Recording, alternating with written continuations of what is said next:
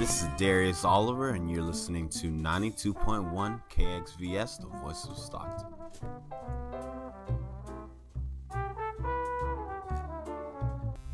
This broadcast will start in 60 seconds.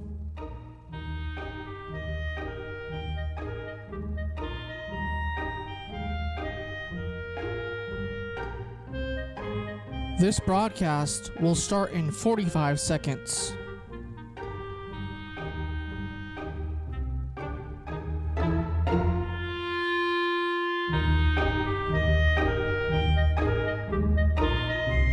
This broadcast will start in 30 seconds.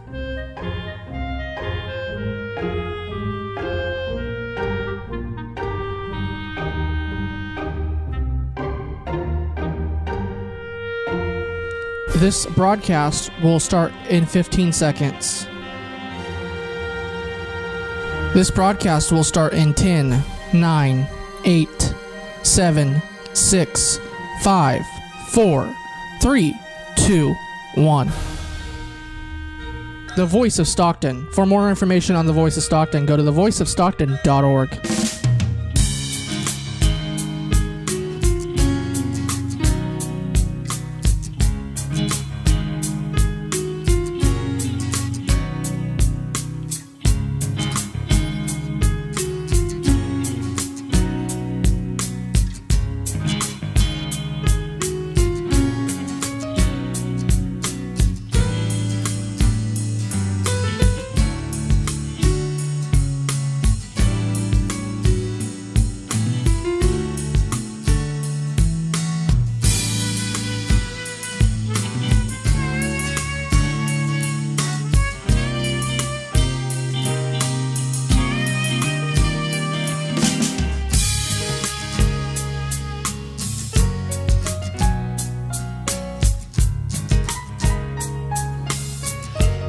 Hello, welcome to the Voice of Stockton 92.1 FM, the Vigil show.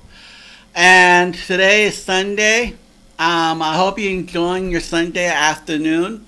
Right now, we're going to be talking about general current event. Right now, I've been hearing a lot about people taking advantage and exploiting the system of emotional support service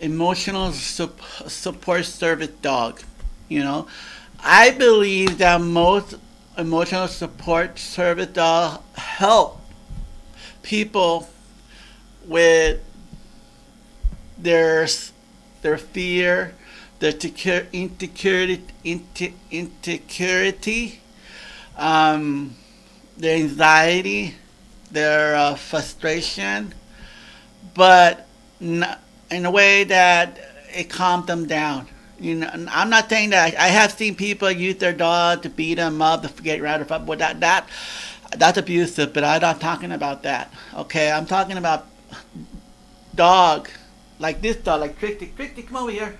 See, Trixie is a service dog. She's my friend. She's like a little. I know her. She was 4 weeks old, and she's been really, really helpful. Look at that. She likes to play Kleenex anyway, but yet she helped me to go anywhere I go, to drive around in the car, go to on the bus, go on the train, on the bar station, take me to on the boat. To take me. I take her everywhere. You know, she got fun out of life, you know, fun out of life with that animal, you know. I think we're like perfect match, because she knows that when I wake up, she wake me up on time at 8 o'clock and licking me, you know, time to get up, time to wake up, you know, and she's like my alarm. You know, a lot of dog and emotional support dog, they're trying to exclude it, like having a turkey, chicken, an alligator. No, I don't think that is not an animal type domestic things. I do believe that, anything that is domestic, that are pet, are well, it's beneficial to every family. It could be dog, cat, or even goldfish. I mean, they're clean. You carry. I see people carrying a little fish bowl, and they walk and they go and they carry it around. So that's a preference.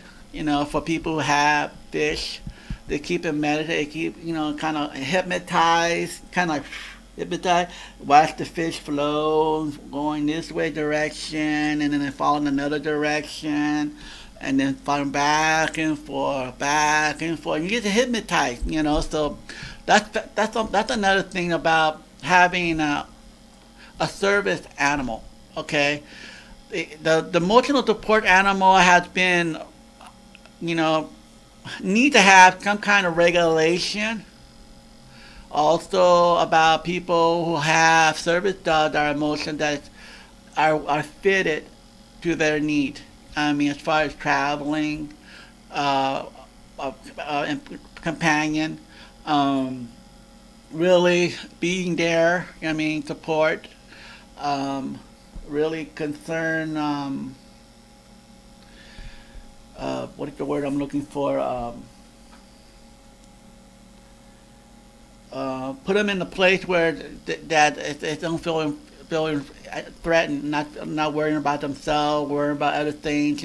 Living in the past, worrying about the past, and worrying about the future. But you have to kind of live in the present, the moment. So that's where the emotional support dog does. It's keep you in the present, in the motion. You're present, and your moment. So that's something that you gotta have those type of moments during the present. So, a lot of dogs, when they think of service dogs, they think about German Shepherd, Doberman Pinscher, Doberman, German Shepherd Labrador as well for the blind, and they have to guide them where they need to go, things like that, and they get funded a lot from organization and people from a lot of grants, people who support trained animal for the blind, things like that. Well, for me, I'm not legal. I am legally blind without my glasses, but with my glasses, they consider correctness. But I cannot see in the dark most of the time because it's too dark for me to see. So I have to really be careful when I'm walking outside at night. So what this dog does is a hearing dog. I call it a hearing dog because he barks at anything that I don't know it will hear. This thing right here. But without my hearing aid, I'm completely deaf. So full deaf. So she'll bark at anything. I'll watch her. She will ring the doorbell. I will not hear nothing if I don't have my hearing aid. The battery goes dead. It could, it get wet. It could, it's like a car. It needs to be repaired once in a while. It costs money. You take it in. I don't get the chance to. They don't give me a loaner or anything like that. It just, for 1 or 2 weeks, I'm without a hearing aid. So it's good to have to know sign language, ASL sign, because I would not know what it been said. So my dog is a very important family member because those are the things that we need to advocate. Those type of animal for emotional support to travel. They're not dirty. I'm not talking about I'm allergic to animal. Well, you know what? There's a lot of things we are allergic to. I'm allergic to animal too. I'm allergic to dust. I'm allergic to pollen. I'm allergic to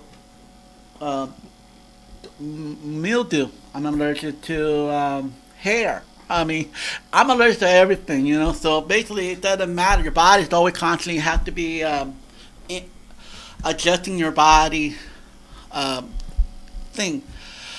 There's a lot of things we are allergic to, but we cannot blame the animal. Some people use that as an excuse because they're afraid a small dog because they tend to think that they look intimidating, they could bite. I think like that. So they use that as an excuse not to sit next to them. They're afraid. But that's the only reason why I could think of, because I have seen that happen. People like, I don't like dogs. Well, and they see a dog coming near them, they're like, excuse me, I'm allergic to the dog. Just because they're afraid they might bite them. But as long as you keep your distance and just mind your own business, it's not going to bother you. So. But as far as the support, emotional support dog, it should be considered a service dog for people for their emotional, for people with paralytic, for Parkinson's disease, nervousness, seizure, manic depression, autism. I mean, I really think that these really I'm trying to emphasize that. People tell me that without a vest, that's the only way she should get in. The first time I got kicked out at the brewery, restaurant, because I lost her vest, her service vest, and I gave, because over there it was really hot. It was like 100 degrees, and so I went in there and I sat in there close to the handicap table. So I sat there. So in order to get my bag, I put it on the seat, because my dog don't go out. Never. She go in. She's an indoor dog. I don't let her go out at all. I don't. No. I don't trust her going out without my supervision. So she's never outside that much. She have her own pad. She go pee and train, whatever. She go there and pee and poo, whatever. Her spot, like a cat. So, and she's never outside. So that's the only thing. The only time I let her out when I'm out with her. That's it. So anyway, I went to the Valley Brewery, and I sat there, and it was cool and everything. And right away, the manager of the bar came and told me there's no dog in here. It's unsanitary. I'm like, it's not sanitary. It's a service dog. I even have my shirt, my other shirt, my tank top, and I put it on top of the chair. So that way, even their table sometimes is dirty too sometimes, but it had that funny smell when you touch their table, their metal table sometimes. I wonder about that, but that's okay. I think fine. We could eat outside. So we ate outside. It was hot. The fan wasn't, so. But I had ate there before, and I didn't have no problem with it before without the vest, But now I realize that the vest is very important to show that I have her paper. I showed my paper, the ID, or she represents the emotional support dog. So people just kind of not learning. But finally, after the end, I ate my food and everything. I met this lady. Her name is Kelly. She's the owner of the restaurant. She was very sweet and very nice. I was like, so happy for her.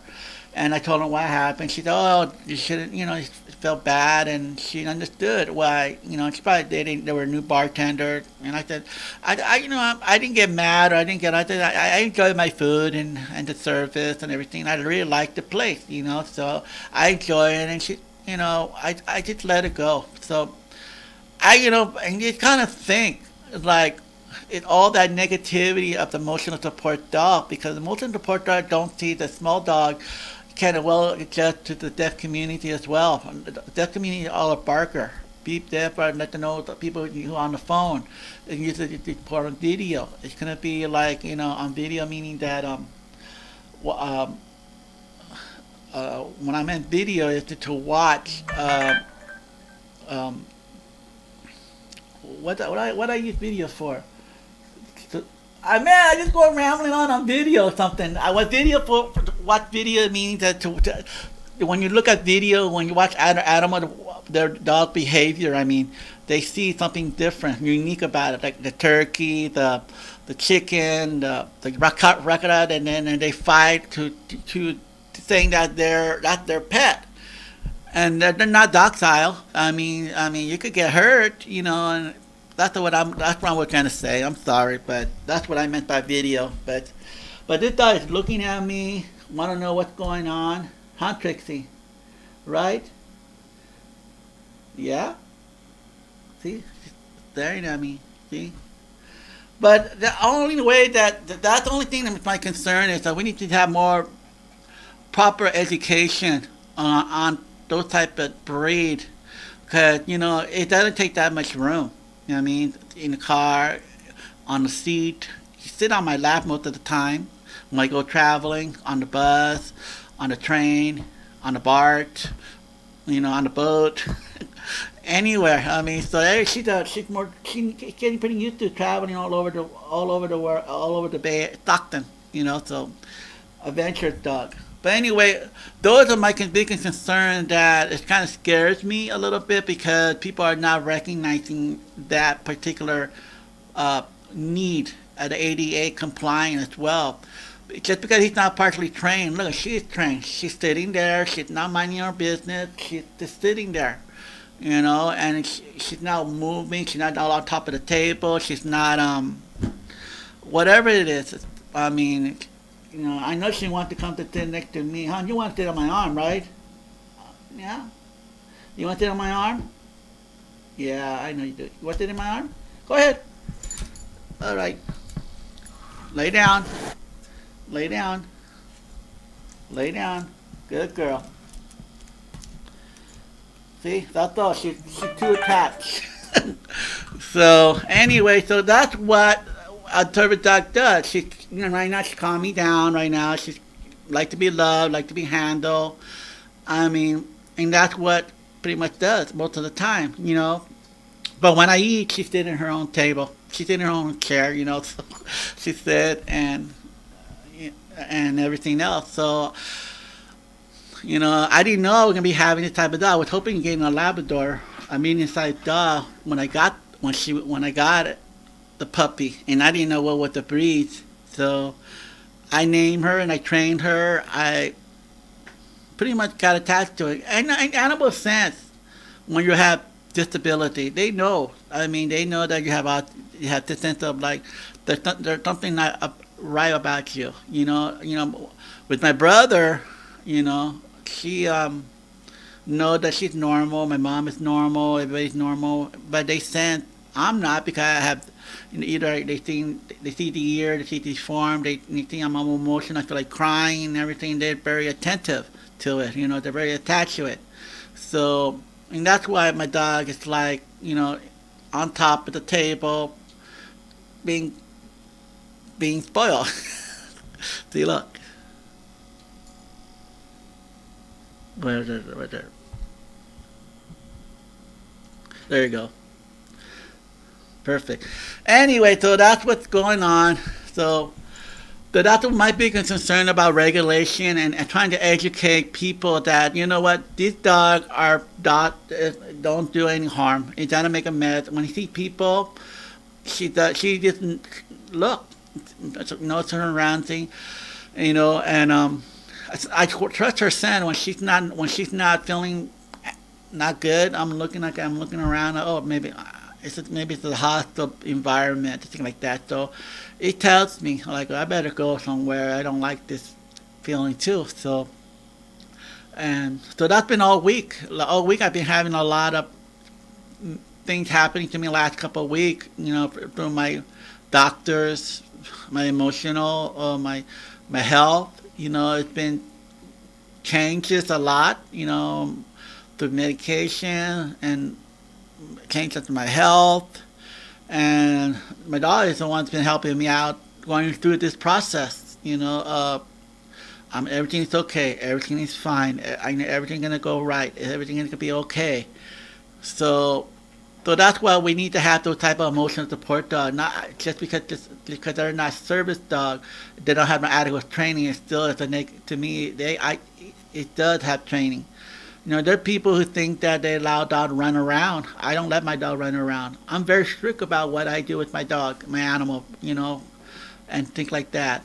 So I want to educate people as well that emotional support animals are well needed and regulated by certain type of animal or qualification, and so people who exploit those things, we're the one that's getting hurt, more or less, in a restaurant, or go to the theater, or go to a government meeting, go to any event. Even when you go to the old country, they allow animal all the time. They go out in a restaurant. You go to Europe, you go to Paris, you go to France. You go to France, and you go to different places. I would not take my dog anywhere else besides that.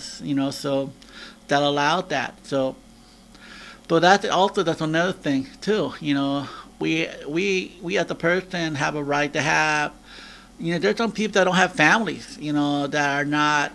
The most probably they all die. They have no, or they have strange relationship. They have been around with their family for a long time.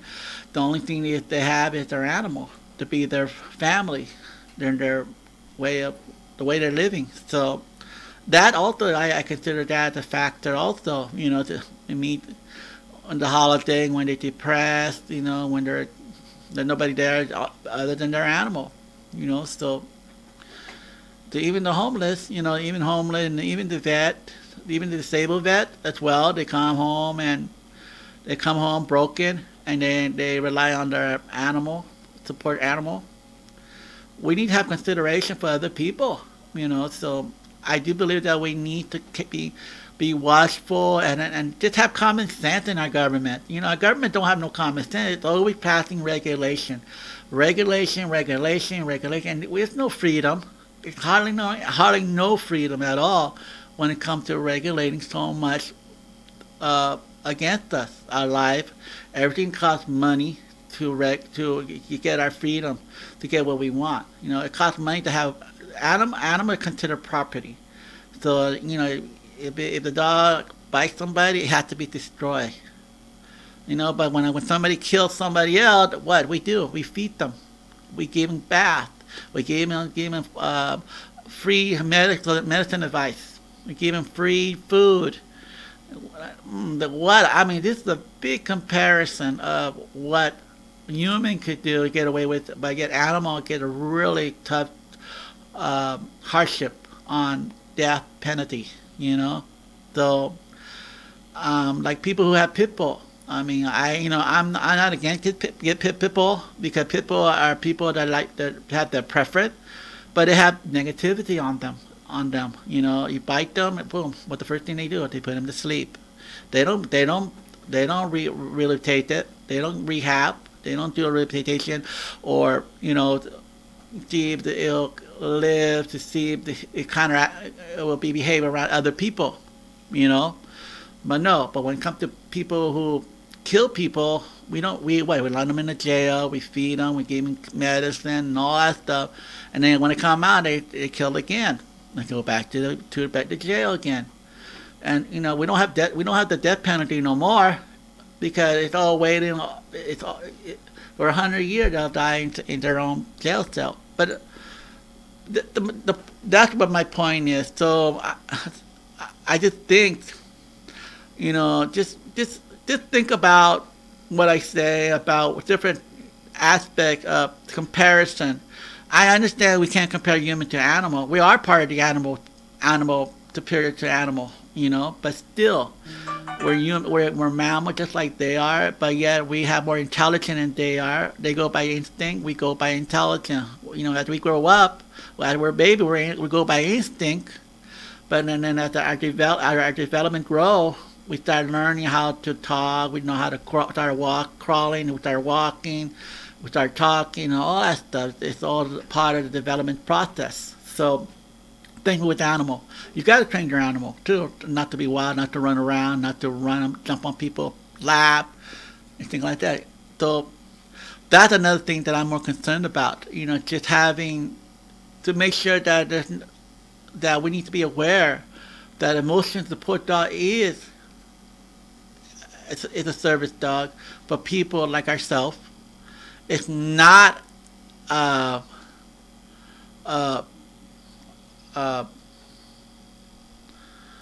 excuse to get around with their animal. I see people walk with their new puppy to the store. And I'm kind of questioning, well, did they have their trainee dog or whatever. But still, I mean, I understand they're against that. Oh, they're Safeway is saying you got to have a service dog. You need to show proof. I show my proof, but still. But when they talk about cart, they're dirty too. You know, you don't know what they put. It's the outside in the air, outside in the element.